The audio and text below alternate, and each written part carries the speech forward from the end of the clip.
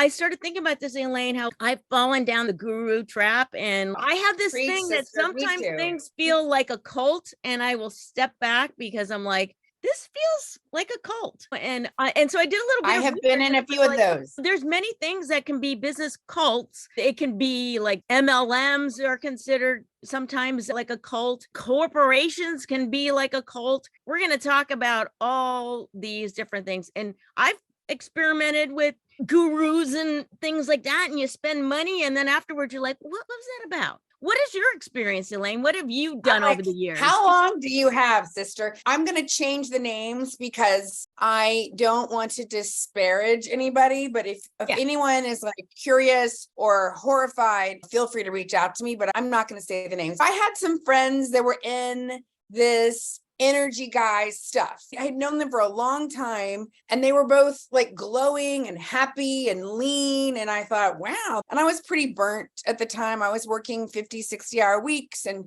just like, something's got to give. And I joined the thing, even though I loved the energy work about it. And I loved the community. What always was weird was there was like such a reverence for the guy. Let's just call him Dr. Gary. They would be like, it's Dr. G, it's Dr. Gary, Dr. Gary, oh, Dr. Gary. And don't get me wrong, I love teachers. I would be dead if I hadn't had some amazing teachers and mentors. Like, I'm a huge fan. I've been a coach since forever. Before I was a coach, when people thought that meant like you coach soccer.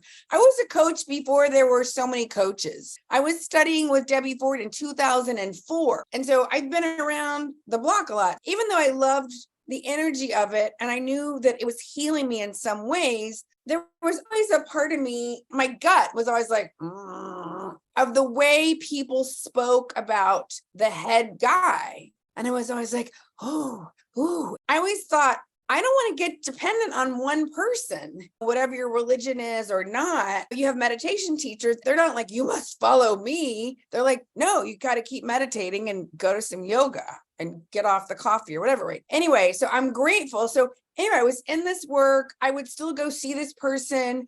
I know that it helped me. I was always a little bit like, and then the person itself, he would like miss calls, he would reschedule, and then he'd yell at you. I remember one time I had a call that I paid for and scheduled, and he was like, I'm running late, I'm running late, I'm running late. So we did that for 45, 50 minutes. And then he was like, I'm gonna have to reschedule. And so the next day, when we're on that call, he's like, why are you driving right now? This is your call. And I was like, because we had to reschedule because of you. Anyways, I'm so grateful. I always had one foot out, and AA says, take what you need, leave the rest. Long story short, I'm in, I'm out. And they were all these volunteers. That's always a little bit of a red flag too, because they would look, I remember I would go to these events and they would look exhausted. And I used to think, aren't they supposed to be like lifted up from being in this energy? It's like, bottom line, I go and I have like my final treatment with this person who tells me, okay, you got to take an Uber because you couldn't drive after. It was like a heavy, intense massage or cupping. It was all this. It was great work. The work itself was great. He's like, take an Uber and meet me over there. You got to get over to this thing. So I remember like busting my ass out of the Airbnb to take an Uber. And then I sat there waiting in his hallway for 3 hours. And when he finally strolled up, he had been to Whole Foods. And I remember just thinking, was this a test? Did I misunderstand? After that whole experience, I just took a step back because I was like, my gut was just like, something is not right. And then come to find out, a year and a half later, or recently, my friend said, oh my God, all this stuff came out about Dr. Gary. And it turns out he'd been misusing his power, sexually, did it, all these different things, and it all came out, and he wouldn't take responsibility for it. And my friend called me and she said, I want to acknowledge you because it was very cult-like and you knew something was off and then you took yourself out. So I really want to acknowledge you for that. And I'm sharing that, not that I'm so great, but as a 55-year-old businesswoman, I've had to retrain myself to listen to my gut because there were many times I did not. And so I'm just going to encourage anybody, take what you need and leave the rest. And if you ever felt like things are too weird or too intense or just feels off, it's okay. to step back, go for a walk, say, you know what? I don't know if I can come to the conference. You could invest in a lot of these gurus, spend a lot of money and feel you're so invested that you don't want to walk away. But if it doesn't feel right, it's okay to walk away. It's okay to make mistakes in your business. I think like a lot of these business gurus, there's a lot of great things about Tony Robbins. But if all you're doing is just going to his events and you're just spending lots of money and you're not actually working on your business, well, what is the point? I think sometimes people get so caught up in the guru nature of getting ready to get ready and not taking action. Can I piggyback on that too, Heather? Yeah, of course. I'm grateful for every single course I've ever done because I've learned either this was amazing or, oh my gosh, this is the worst thing I never want to be a teacher like this. I really always try to see what's the lesson. And this is very known. Peak Potentials was like the fastest growing personal development company for a long time. It really catapulted a lot of people, but there are also a whole bunch of lawsuits that came out about it for lots and lots of reasons. And I won't go into the whole thing. There was like a 3-day basic weekend. You're looking at money. And I loved it. I always ran into people that I knew from Toastmasters and Landmark. It was like my people. And I remember loving it and having some ahas. And I signed up for Train the Trainer. And I loved Train the Trainer and Train the Trainer 1 and 2. And I got some amazing training and also just some really powerful feedback for myself as a speaker, trainer, blah, blah, blah. But there was a huge gap. So each programs would be like 3,000, 4,000, it would depend. But then there was a thing called the Quantum Leap. And it was like $75K. And you got to do all the programs. Part of this, and Tony Robbins says this too, there's jumping, there's dancing, there's music, there's high energy. So people get used to all those endorphins. Right. And seeing the same people. And it feels good, especially if you used to go clubbing a lot. Or I remember thinking, this is so fun. But luckily, you'd be proud of me, Heather, I was disciplined. So I only did a few courses. I wanted to do the Quantum Leap, but I knew I don't have, that's crazy for me where I am right now, blah, blah, blah, blah, blah. So I did Train the Trainer 1, and then I did a whole bunch of other things. I'm doing comedy, I'm training as a life coach, I'm working on my speaking, and I had to postpone Train the Trainer 2 for a while. And they finally were like, okay, this is the last one we're doing. You have to come to LA if you want to do this. And I had already paid for it. I go to LA. And there's been like a gap since I've been in the community, right? I don't know, a year, 2, something. So I'm at Train the Trainer, I'm running into people and I'm talking to other people. And so I was, hey, what have you done? Oh, have you done Warrior? Have you done? I kept meeting people who were bankrupt, who had lost their house. And they were like, I'm in a foreclosure, but we're really positive about this transition. And I remember sitting there thinking, don't, because I was like, and I kept thinking, close your mouth, close your mouth. And I met several couples who had done the Quantum Leap together, and they had gotten so addicted to feeling good, jumping on planes, charging everything, saying, okay, I'm going to manifest this. I'm going to do this. I'm going to do this. And they had all the vision boards and they had all the training, but they had not done any of the implementation, or probably had done very little because the intensity of the programs. And so they were riding the high of the programs and they had gone bankrupt. And I remember thinking, learn from this, Elaine, learn from this, don't judge, but learn from this. And I was so grateful that I had not done, because you get excited in the moment and people are running back to the room. And the head dude, he was a very charismatic guy. There were a lot of things out of integrity with this company, I'll say. And that's all I need to say. I called them once to tell them about their real estate guy, what was going on with him.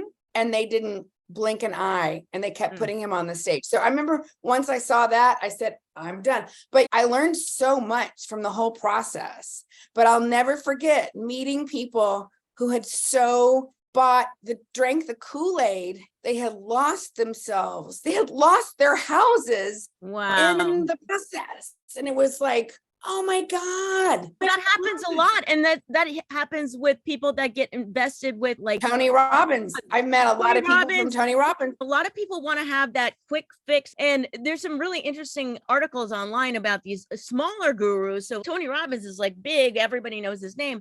But there are these other gurus that come online and like promise, I'll show you all about drop shipping, or I'll explain to you about these different get rich schemes on Amazon. Do you know how much volume you have have to make enough money from being affiliate. I love affiliate marketing. I started out as an internet marketer doing affiliate stuff. Love it. But my experience with Amazon, it's like 3 pennies. You spend so much time and energy setting things up. The volume that you have to do is crazy. And I don't know the latest stuff, but yeah. Like you said, they're riding that hype. I don't know if you saw there was a documentary on LuLaRoe or something like that. It's tight. Yeah. Oh God. And so people were like, they had that energy of, yes, they were all into it and they're like buying these leggings but all these people were sitting on all this inventory of leggings in their house they couldn't unload. All the time with other MLMs. The data shows that like 99% of the people that are in these MLMs do not make any money. In fact, they lose money, where there's only about 1% of the people who actually do make money. And they're the ones that are like at the top. I do want to say in defense, like I do know people that are breaking even, like they love the products, they sell them and it covers their use of the products. Yeah. So a lot of people that do it like a hobby, but they call it a business. And then I know people who've done very well in certain arenas. And I do think that there are some companies that do have integrity. I don't want to make this blanket statement. Oh, yeah, exactly.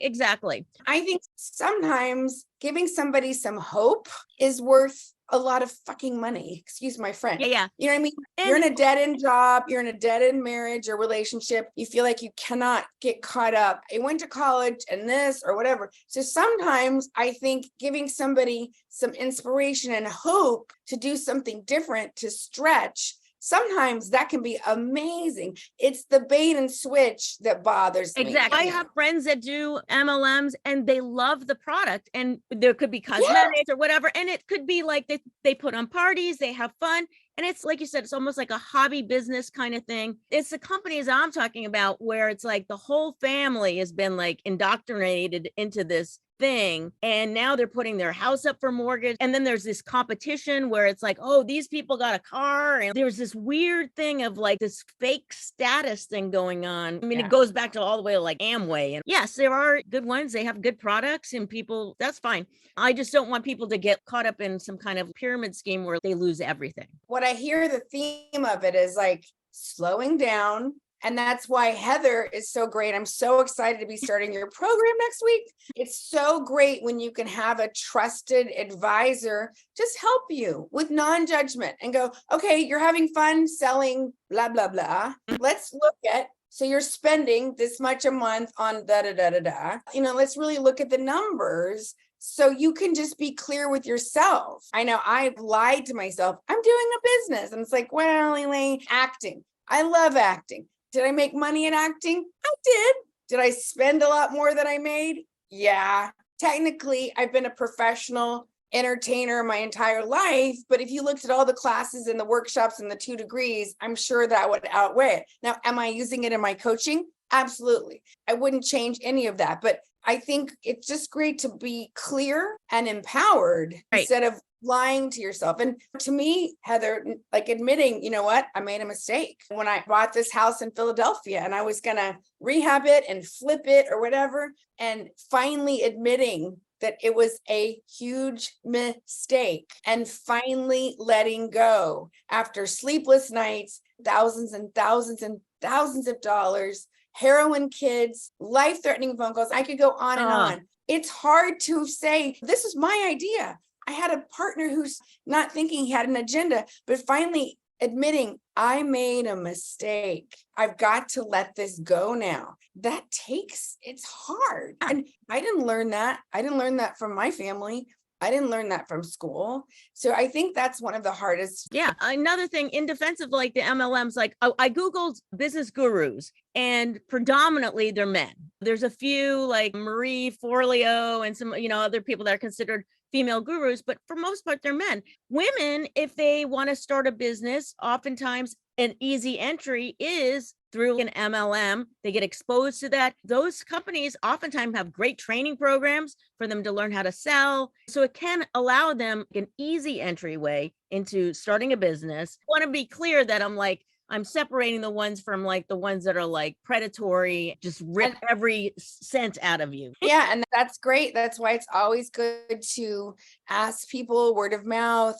And if you feel like you want to become an entrepreneur and you're looking, or maybe you got invited to come to a thing, just know that other people have agendas. I feel so silly saying this. When I was taking my real estate courses and I was learning all about buy and holds and flipping and selling, and I was so invested, it never occurred to me that my friend wanted to make a commission off of me. Just so naive. I had several friends and their agenda was to make their commission. It was not in my best interest, actually, to buy any of the houses that I bought, but whatever. I own that. Nobody held a gun to my head. I thought it was a good idea at the time, and I was invested, and I wanted to have a female comedy club for female comedians. And that was my vision, and it blew up when 2008 happened, whatever. But it never occurred to me that people who I considered friends, their agenda was to make money off of me. And now I feel like, duh, I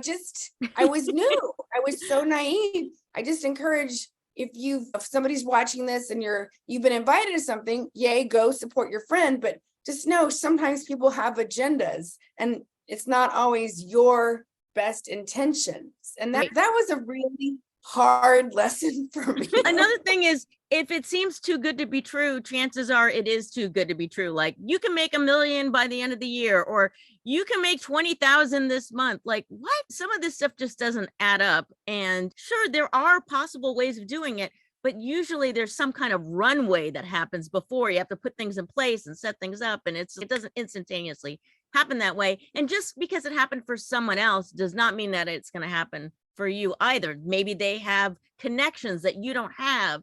We are all starting from a different place, but there's so many factors. Yeah. But one thing I want to talk about is some of the warning signs of mind control. I'm guilty of, if I like somebody and what they're saying, I will go down that rabbit hole and buy all their books. I got into listening to Dave Ramsey, and I took his course on being a financial coach. I was looking for a financial coaching program, and I took it. And there were a few things in there that was like, seemed a little bit Christianity kind of, and fine with religion. I'm nothing against religion. I'm not necessarily Christian, I'm spiritual.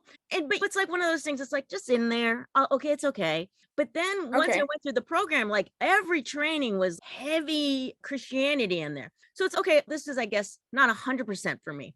But I went down to Tennessee. I went to their big headquarters. And when I was there, I didn't realize how popular he was. So when I went to his location in Tennessee, they were building another giant, it was a new facility, and they were building another giant building, and they were filming his program where there was like, I'm debt free, and there's tons of people there just there to watch. People make this pilgrimage to go there and meet him, and it's kind of a crazy thing. And it was cool, but I didn't really understand how culty it was yet. So I was down there for the business boutique. It was a seminar or whatever, and it was a lot of fun. But it was, in hindsight, when I look back at it, very kind of culty type stuff that they were doing, and not necessarily like in a horrible way, but they get you into their world and then they want you to buy all their products. There was some cult-like aspects to it. That was like my warning sign. And then I had some clients that came over to me through their thing. Some of them resonated with me, but other ones didn't. And it was like, I could tell that they were culty, like being led. They had no other thoughts of how to do finances except for what Dave Ramsey's going to tell them. They were just going to follow that path and not question like, well, maybe that doesn't work exactly for me. I know we weren't going to name names, but I just named Dave Ramsey. Here's the thing. I know he's helped a lot of people. Yeah, he's helped me. And I think he has a lot of great things. Right. But it's and when people just believe in this one person and that their word is like God. The whole thing is take what you need and leave the rest. Because I would be like, I'm in. Oh, there was a guy who's based in Vegas who took a lot of my money. I learned a lot. It was a painful lesson on lots of levels. For a year, I was in, and he's lost a ton of followers because of his lack of integrity. And it's interesting because from what I know, he doesn't seem to have a clue why, which you'd think you would exit interview people or something, but take what you need and leave the rest. But one of the things I learned to ask myself, even when I get excited, is this sounds really cool. Is this right for me right now? That's a great thing to ask yourself. Yeah. Speaking of gurus, I love Joe Polish. I love the guy. I love him. I've met him a couple of times. He's made fun of me in my book. He was like, really, your mouth is open on the front and the back. It's like, it took you 7 years to write this. I couldn't figure out who it was for, but I love him. I love what he does with recovery. I think he has massive integrity. I just love him. And one of my dreams is to be in Genius Network. And right now, it does not make sense for me to be in Genius Network. I could go take out a loan, and it's one of my goals. I'm sure some people might say it's a little culty because I know there's a huge, and it's a bro, but there's a lot of women too, but it's very heart-centered. But I want to be in that community at least for a year and experience that. But right now, it does not make sense for lots and lots of reasons. A cult wants you to think like them. They don't want you to think for yourself. That's the part. It's you can have these people that inspire you. They can be gurus and inspire you. But at the end of the day, you also have to be able to make decisions on your own and feel in integrity with yourself and not feel like, oh, well, they believe that. So you know what? I guess I should believe that, even though in my gut, I don't feel like I should believe that. I want people to be true to who they are. I'm just going to encourage anybody. If any of this is resonating, call Heather, because she has integrity. She will not just take your money, and she'll tell you what's really going on if you are confused about your business or whatever. And I highly recommend working with her. She's a friend and a colleague. I want to say something else because I grew up very dysfunctional, alcoholic, lots of trauma, drama, whatever. And one of my fears was that I would finally make money and I would lose it, that I would. And so I knew I wanted to educate myself. And so that's one reason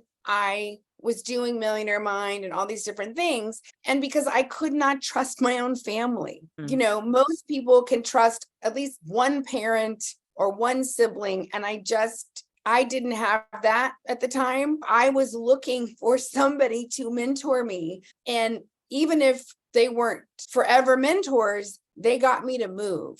And did I make some mistakes? Yes. And did I give people too much credit and power? Probably. I'm grateful because it got me to move, because I knew, okay, I'm waiting tables. I'm running around the country speaking. I'm doing comedy. I love what I do, but I know I cannot keep this pace forever. And I don't want to be an 80-year-old, you can kiss my grits waitress at Mel's Diner. So and inspiration is so important to have somebody that inspires you. If someone is at their job and they hate their job and they're hearing a podcast with someone speak and they're like, oh my God, I want to start following this person because they inspire me. I've done the same thing.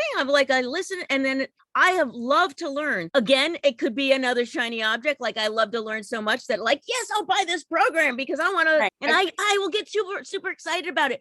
The thing is that we get excited, we get inspired, but now we have to take action. I think it's so important to work with someone like you or me that are coaches that are like grounded in what we do. We're not being gurus. We can take whatever you've learned from something else and now let's put it into work.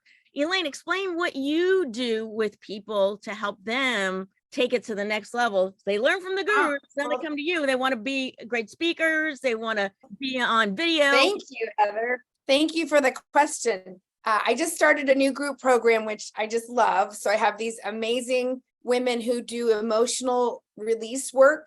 It's so powerful. And they both were like, I need to be doing short form video. I don't know where to start, And so I love helping women, mature, spiritual, conscious women who are ready to be seen on a new level. That's my favorite people to work with. We started that in Captivate the Crowd. And then I also do one-on-one VIP coaching for people who have big speeches coming up, big opportunities. And one of my video clients, I just got off a call with her. I'm helping her as a bonus. And so I'm giving her some extra love. I love helping people grow themselves and their voice so that they can grow their business. Because if you're not visible, if you're not out there speaking on some platforms, live, on video, online, you're not going to have a business. It's very hard to keep a business or grow a business if you are not out in some capacity, depending on your market. We work directly with our clients. You can follow Guru. Chances are you're not paying that person to have one-on-ones with you. If you are, it's going to cost you a fortune. So usually what happens is you join the Guru's group and then one of their employees will coach you or work with you. And yes, they've been trained by that person, but a lot of times it's not the same kind of attention. Right. I want to say, like, after the gurus, we can help you. Do you have any other last thoughts of like the blurred lines between self-improvement and like brainwashing? Like it's good to have self-improvement. I think that's an important thing to spend money on, is to do self-improvement. What are your thoughts around that? This is great. I'm like, can we do a part 2 with this? Because clearly I have a lot to say. If you need filler, come. So I spoke about this guy in Vegas who, like, I got invited to his event. I'd heard about him for years, but felt dubious because even though I'd heard about him, he was supposed to be a legend in the college market. Nobody in the college market knew who he was. So there was like, that was a disconnect. I go to his thing. I liked it. I drank the Kool-Aid.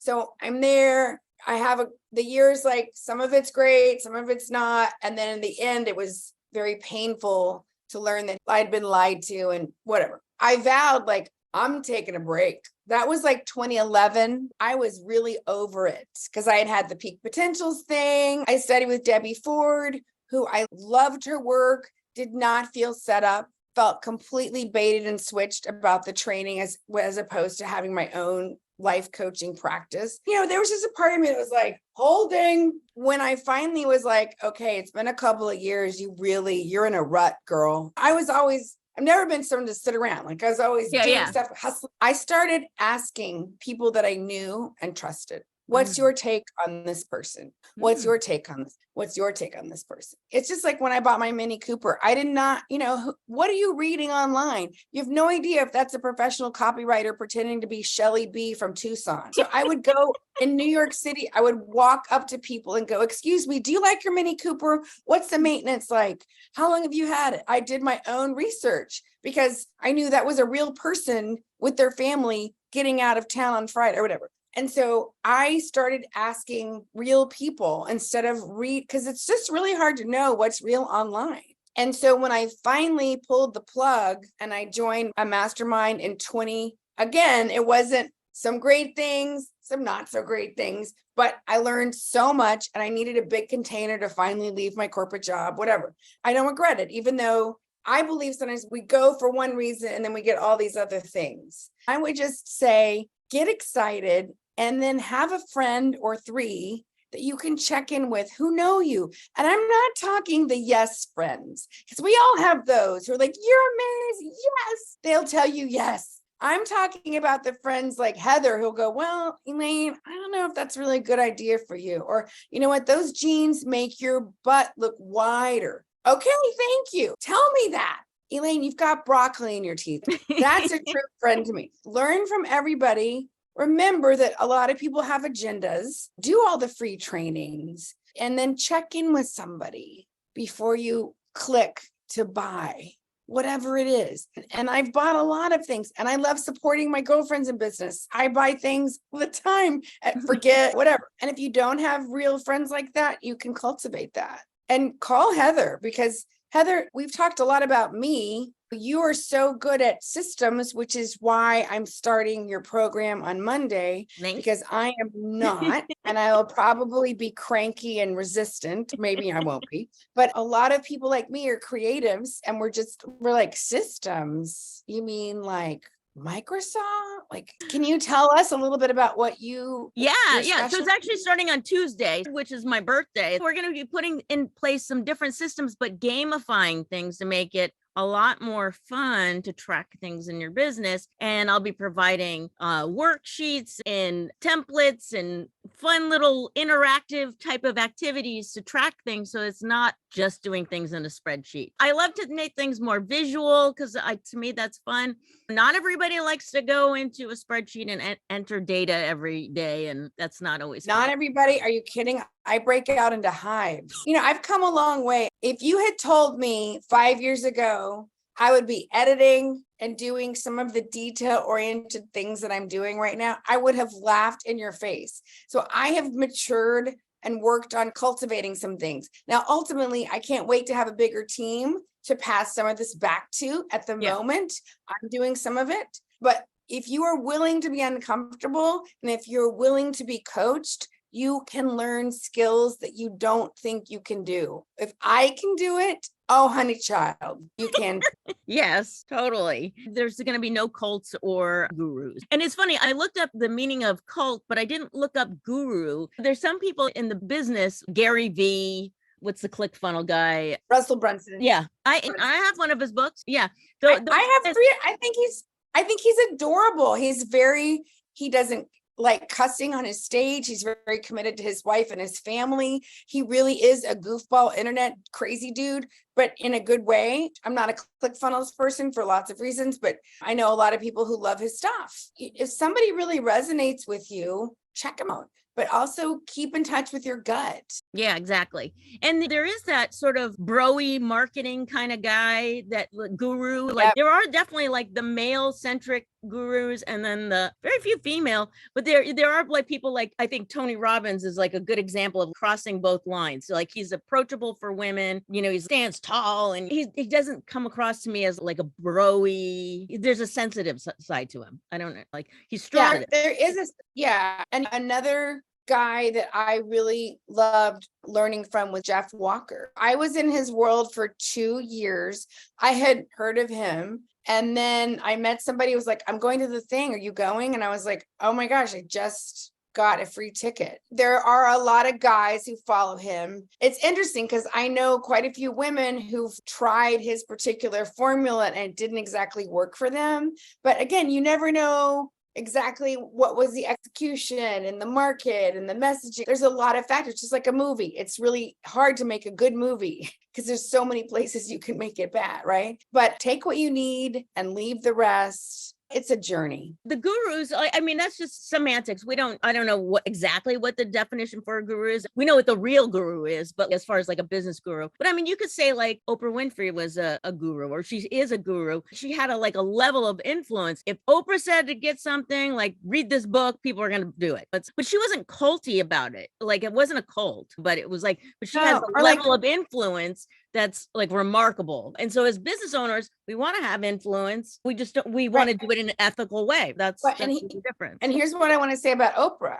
She has evolved clearly. She has lived her life publicly and made some huge mistakes and owned them and cleaned it up and rebooted. She made a big mistake with her school in South Africa for a while when she went on her own with her own, that it was tanking. One of the reasons I still love her is she admits things and course corrects and whatever. And I love how much she gives back. And so it's just great to look at. I guess one of the things we probably should do a part 2 is sometimes I've seen a lot of people come and go, right? I've seen people have a super hot program and for whatever reason, they're getting a lot of visibility or whatever, and then they disappear. And that's okay. Maybe that's their path. Yeah, just check everybody out. Read the reviews. If you're contemplating joining a program or working with a coach, it is absolutely appropriate to ask for references. And if they don't want to give you a reference, run seriously, because I know I have clients, Heather's one of them, but I know I have people that I can say, I just got 2 new clients because of a reference, because I delivered value and I care and I give a lot. And I'm happy to do that. It's always okay to say, I'm not sure. Let me think about it. I don't know. When you're in the sales conversation, they may not like that, but it's you and your money. It's absolutely okay to say, you know what, I'd like to talk to some other people who've been in the program. That's a really good tip, because testimonials on a website is one thing, but to actually talk to somebody and find out is completely different. Absolutely. Yeah, that's a good tip. Oh, I did have a thought that kind of ran through my brain earlier, because we've been talking about don't drink the Kool-Aid. That's from Jim Jones. Yeah, in the 70s, mass suicide, terrible. But, the thing about Jim Jones is if you follow his history in the beginning, he was actually doing great things in the community. I think it was in San Francisco. He brought together like the Black and white communities, and he was helping the poor, and he was doing all these great things. I think the drugs and the controlling of women came later. So he started off this great person. It could be that some of these people just become megalomaniacs over time. So they may start out great, and then they turn into a different person. You never know. And another person who I really admire from afar is Brendan Bouchard. I have a bunch of his books. I have been to one of his events. I came late because I had a speaking gig, go figure. But I was blown away at the community, the involvement. And he's such a goofy white guy. People say I remind them of him, which I think is a huge compliment. But anyway, so he's grown, right? So now he travels with like security, and some people are like, whoa. And I've heard different things about some of his trainings, whatever. But you never know, is that his egomaniac, or did he have some bad stuff happen? You never know what's really going on in somebody's life. So again, take what you need, leave the rest. Ask yourself, is this something I need right now? And if they're telling you that you need to sell all your cars and send them the money, run. Or if you're at an event and they're bragging that they just signed somebody up who's homeless and living in her car, you might not want to do business with people like that. Yeah, that's terrible. I've seen that happen. I've seen that happen where somebody was like, oh my God, I didn't know how I was going to do it. And I've been living in my car. And somebody said they would give me the down deposit. And so I signed up, and we're all like, okay. And that's like a $12,000 program. And then the very next day, the person holding the event talked about how they take all the people to court if they break their contract and how brutal they are. And I remember just thinking, I have to leave. I can't be a part of this. This is against my heart. And here's the thing. Everybody has a right to run their business. So I just said, okay, I'm out, and I'm not going to work with this person. And I know tons of people who've started to work with this person and then gotten out of it or whatever. But it's okay. That's how they run their business. Does not vibe with me. Whatever. Take it all with a big grain of salt and just call Heather. Yeah, take what you need and then leave, and just always think for yourself. Encourage people to think critically about things, like really examine it and don't just take it at face value. And especially today's world, where now we can create something AI. Like now when I look at a photograph, I'm like, is this even real? I'm like, we were talking about that. We were watching TV the other night. We were like, is that even the person, or is that AI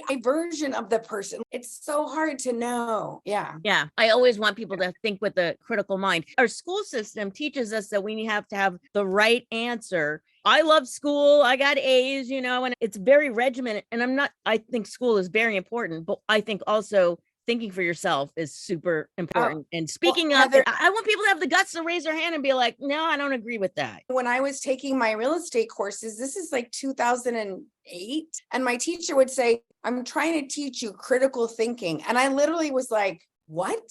I had never remembered hearing that term before.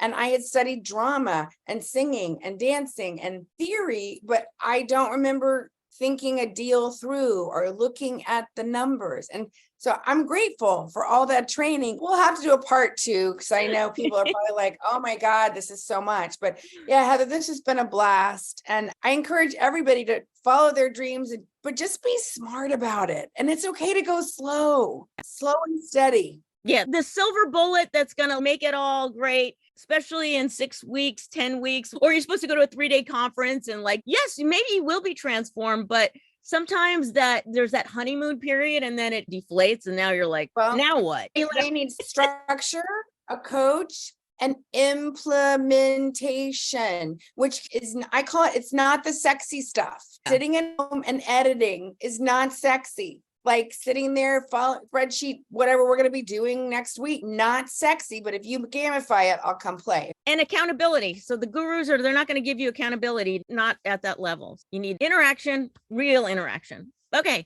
Awesome, Elaine. Thank you so much. Okay. All right. Thanks, Heather. Love you. Bye.